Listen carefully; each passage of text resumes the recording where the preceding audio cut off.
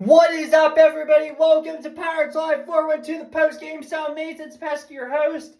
Tonight we are going to recap what was one of the best Pirate games in my lifetime.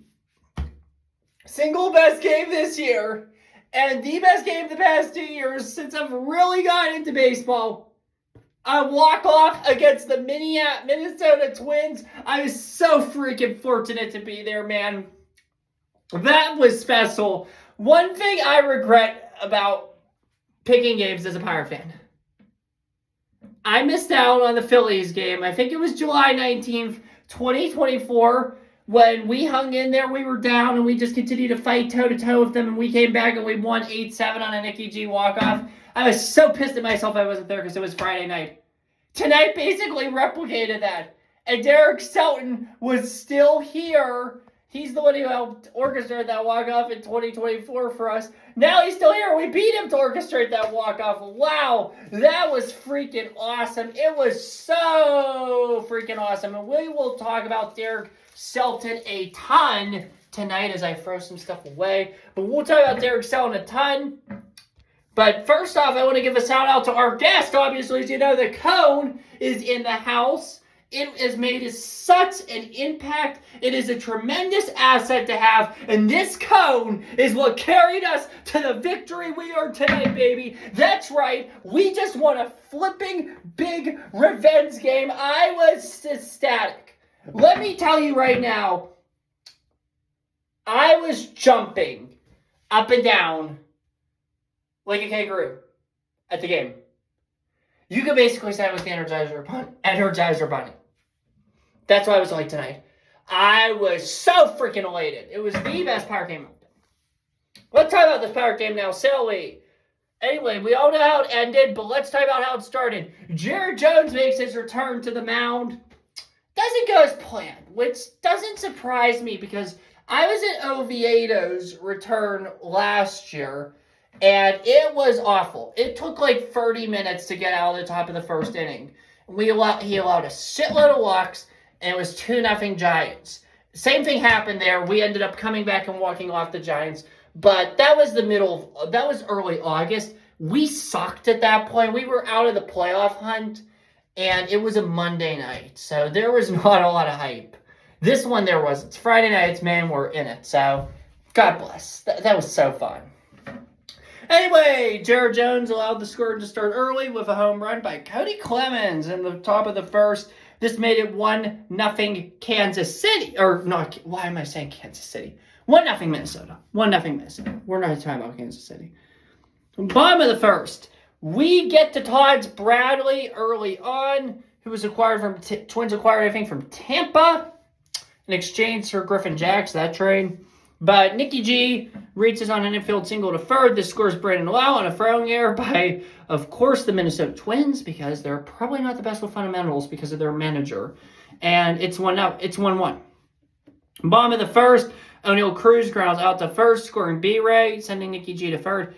It is now 2-1 Pittsburgh. So we're off to a good start. That's for sure. And then the bottom of the first, we get another one on a KG single center field, scoring Nicky G. It is now 3-1. So, yeah, we're off to a good start here. And, yeah, I'm feeling good about myself. Or, I'm thinking about something else in my head that happened on a different day. Actually, it happened on the day we beat the Reds. So, that makes you feel good enough about yourself. If beating the Reds doesn't make you feel good enough about yourself, I don't know what does. But we're not talking about the Reds. We don't see them for another month. Let's talk about the Minnesota Twins here for a minute. But hopefully the Reds lose. That's all I'll say, because I'm sick and tired of being in last place. We're 30-28, and we're in freaking last place. Yet the Mariners, who are 28-29, are in first. Make it make sense. Because the AL sucks. The AL is garbage this year. Don't get that screwed. But anyway, we're in a good place. Pirates are in a good place. Until the top of the second, when Tristan Gray singles to center, this scores Trevor Lamock, and Martin sends Caratini to second. It is now 3-3. Pretty clear that Jared Jones is having some issues, but you know what? I could care less that Jared Jones had issues. I could care less. It's the dude's first start back in the majors. He hasn't pitched since September of 2024. You gotta give him some time. You gave Oviedo some time. And let me be clear. They sent Oviedo to the minors for about 2 weeks before he made his next start. Don't you dare do that with Jared Jones, Benintendi. Don't you even think about it. I will be flipping furious if they do that. There's no need for it. Like, the dude just recovered, and he's a top rotational asset. So what are you going to do? Send him to the minors just so Carmen Mlodzinski doesn't act like a kindergartner anymore?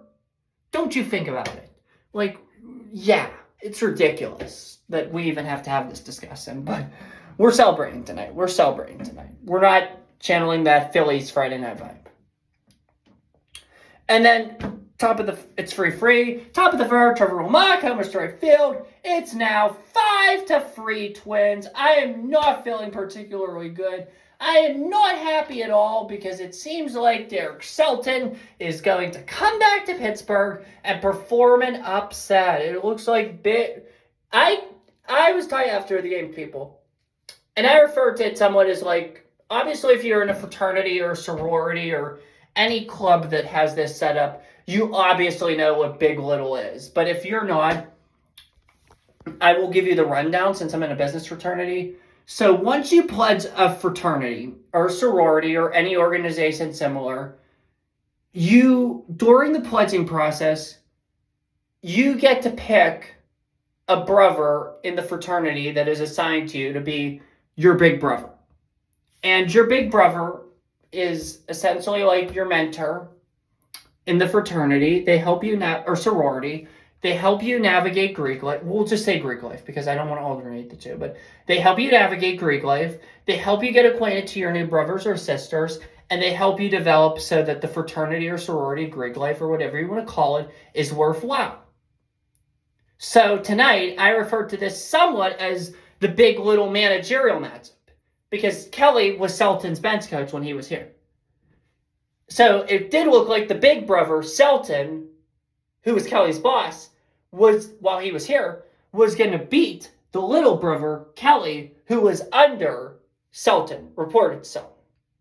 So yeah, Big Little. That's what I mean when I say Big Little. Like, I'm sure if you're in a fraternity or sorority, you understand it. But if not, I hope I gave you somewhat of a rundown. If not, just type into ChatGPT, what is a Big Little system? And they will tell you more about it. But I'm sure, I know a lot of you guys watching out there are or have been in fraternities or sororities, so you probably know about that. But anyway, that's beside the point. Looks like the big brother is going to beat the little brother, unfortunately, tonight. No David versus Goliath. Okay.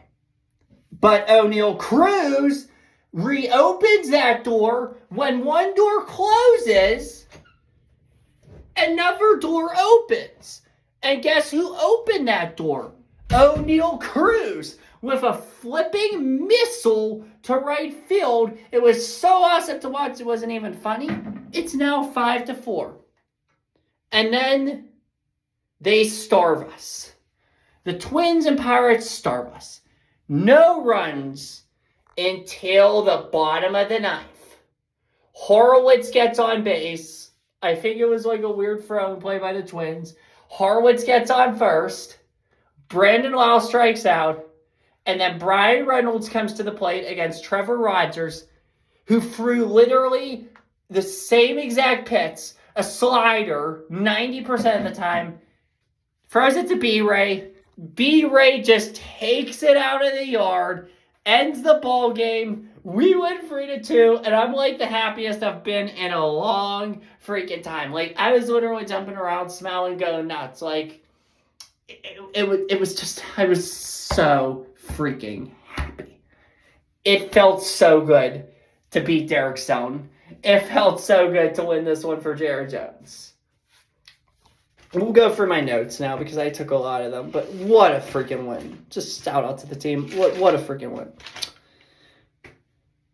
Good job during the walks. We did a good job off Todd Bradley during the walks early. That was huge and that made me happy for sure. Derek Shelton is awful. Yeah, I think we kind of know that. That's not much of a surprise at this point. It was great to see the early runs for sure. I mean, that was a big catalyst to why we won this game. So that was a big catalyst to why we won this game. So good job. You can't allow the Twins to get back, though. Like, I know Jared just got back from the surgery and the recovery. But you're up 3-1. You have to take better advantage of that. Like, I'm not saying hold on to it like it's your baby, but take better advantage. Like, just do something better about it. You got to. Jones's struggles, they weren't surprising. Like I said, a lot of pitchers have this when they get back from something like what he got back from. But 5 runs is a lot, and you can't win games most times when you allow 5 runs. That's a fact. So you got it. He's got to get that down. But it's not a bad place to start, considering what he's recovered from. I mean, I hope by the end of June, even the All-Star break, he's down to like 2 runs per game. Like that's fine. That's about what Skeens is at, and somewhat Ashcraft. So that's good. He has a little work to do, but he has work to do, but it's not like a lot. So I hope that's what happens with him. That was an awesome cruise missile. Obviously, yeah, he destroyed that ball, so good for him. Dotel is a perfect long reliever. I want to see more of him. So, like, what would be ideal? And I'm just going to say a 3-game series. One game you have Skeens go, or not Skeens.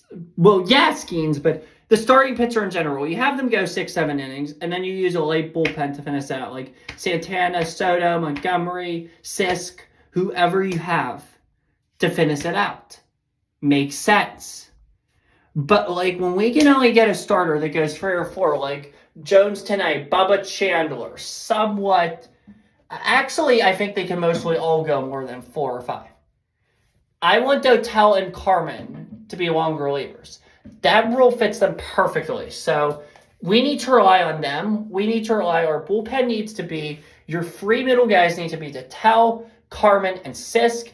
And then you need to have some combo of Montgomery, Santana, and then, I don't know who else, maybe bring Matson up. This Antoine Kelly, I want to see him get a chance in Indianapolis, dominating that. I want to see him get a chance. Call him up. And then you have Soto as your closer. So that's what I think you want, and that's how I think you dominate. So that's where I think you want to be, and that's where I think we're going to be if things turn well. So hopefully that happens. But I want to see more of Dotel. Shelton and bullpens never fail. It's a match made in heaven. Like, he doesn't know how to manage a bullpen to save his life. Like, no wonder why Kelly does half the stuff he does. He gets it directly from that clown. Like, you obviously see Kelly, like, there could be 1 out in the top of this 7th inning, and we're down 3 runs. And he goes to the bullpen, Kelly. Shelton legit does the same thing. It's so easy. Like I said about the fraternity and sorority thing, and I'm going to tie back into it here for a quick second. If you're big in a fraternity or sorority, is out doing stuff, like, I'm just going to say, for example, because I go to Pitt. If you're big in your fraternity and sorority every week, is out, loves to go to Stacked, which is a great restaurant, by the way. I just ate there 2 nights ago. So check out Stacked if you're in Oakland. Has my endorsement. And if Stacked wants to sponsor us, they're more than willing to. Hopefully someday.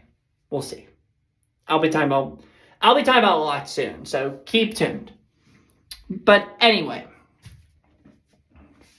here's the thing. Like, if my big, because I'm in a business fraternity, if my big, who has since actually graduated, so congrats to him, went every weekend to Stacked and told me how great it is, just told me how great their food is, how great their alcohol is. And some friends tell me, hey, Mason, we're going out to eat this weekend. We want you to come with us and pick the place. Where do you think I'm likely to pick? If you guess Stacked, you guess correct. You are who you influence. That is a proven fact. Psychologists have proven that. And Selton obviously influenced Kelly because I know Kelly learned under Leland and Hintz, who are great managers, and God bless them. But Kelly learned under Selton. That's where he gets all this stuff. I'm dead serious when I say that. Because I never realized how crazy Selton was with the bullpen until tonight. So yeah, it's ridiculous. And like I just said, where Kelly constantly gets these changes, that was my next note, so we're going to skip that. It was a nice moment in the bottom of the eighth with the air. Good job capitalizing on that for sure. Connor Griffin, obviously, my nickname for him, the Ferrari. He is a Ferrari. I love that dude. God bless him. Why did we pinch hit Mangum in the bottom of the eighth? Like, you went out and acquired the password. Like, you dealt somebody from your starting rotation in Oviedo to go out and get this guy. And you're going to pinch hit Jake Mangum for him? Like, come on now. Give the dude a chance, for crying out loud. Like, I want to see more of Oviedo. And shame on them for sending Esmeralda Valdez down. Like, what good is that doing? I know Connor Griffin's, we don't know what's going on with him. He was in the lineup tonight, so it's not like he's freaking suffocating and dying. So why do we need to put Valdez down, call up Tyler Callahan when Valdez is hot, so that Connor Griffin, and create panic?